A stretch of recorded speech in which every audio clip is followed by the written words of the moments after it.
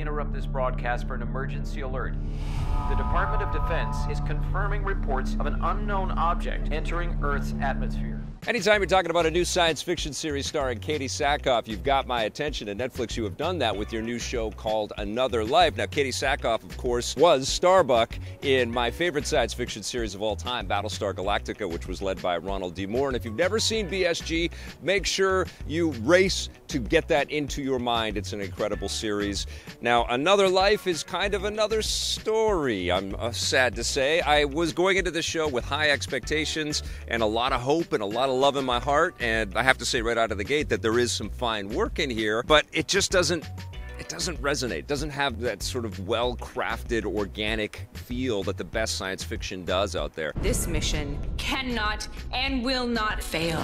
I actually like Katie Sackhoff, who plays the commander, the captain of a starship called the Salvari. They want me to lead the mission. Which has to go on this very dangerous mission into the far reaches of space because some alien artifact has landed on Earth, and there's a signal being transmitted that scientists on Earth, one of the scientists played by Justin Chatwin, is actually the husband of Katie Sackhoff's character, and they're trying to figure out whether there's a threat involved with this communication that is happening, and they're trying to decipher the sort of resonance and the signals that are coming off of this giant fortification that has just suddenly appeared on Earth. So you get a little bit of intrigue and a little sort of mystery solving happening on Earth, and you get this spacefaring, Star Trek light, Battlestar Galactica light drama that's happening out in space. There's some high-minded kind of sensibility here. The idea that an alien species has sort of contacted us and, we're trying to decipher what their plans are and how they're communicating. All of that stuff is always intriguing, and it's, becoming more and more topical as we send, more and more space vehicles that can get into deeper and deeper space out there. It's a fascinating concept. It's just not handled with the greatest care. Oh, God, no. It feels very manufactured. It feels like the whole show was just conceived and created in a machine. And it takes little bits and pieces of things that we are familiar with. Justin Chatwin, by the way, was Tom Cruise's son in War of the Worlds. So there's this element of familiarity. Katie Sackhoff came from Battlestar, so we have some trust there. Tyler Hoechlin, who has played Superman in the Supergirl TV series, pops up in here. And every once in a while, you see some familiar faces that you recognize from other fantasy or sci-fi kind of infused entertainment out there.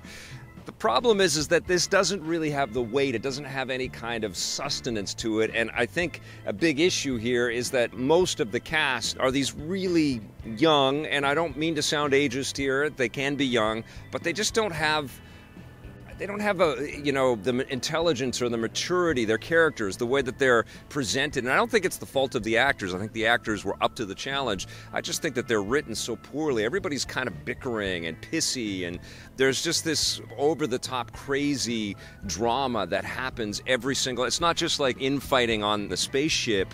It's, some existential threat is happening. Somebody's locked in an airlock, or somebody's been infected by something. And every episode, it feels like certain doom is going to befall everyone. What's that?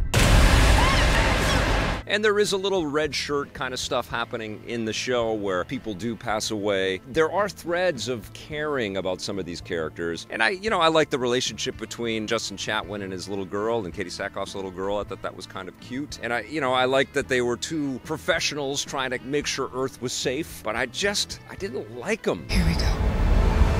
And one of my challenges with this show as well is the cinematography and the framing and the lighting. It's all just so flat. And one thing that I really picked up on is it always looks like they're in boiler rooms that very much look like sets on Earth, but they're always in screwed up boiler rooms and they're fixing pipes. And it always looks like they're band-aiding or duct taping everything together and, like trying to take chewing gum out of things and stop steam leaks and things like that. It just looks so phony and so forced. It's time. I just wasn't along for the ride, and this was just starting to grate on my nerves. And I think of vastly superior shows like The Expanse, which also has a boatload of younger actors, but it's just much, much more maturely created. And, all of the sets and the environments and the technologies of The Expanse feel very rooted in reality and believable, And as much as they can have great science fiction adventure in The Expanse, it doesn't feel contrived. And that's exactly how Another Life kind of feels to me. It feels contrived and forced and mechanical, and I just did not enjoy myself with this show. I'm going to give it 4.5 out of 10.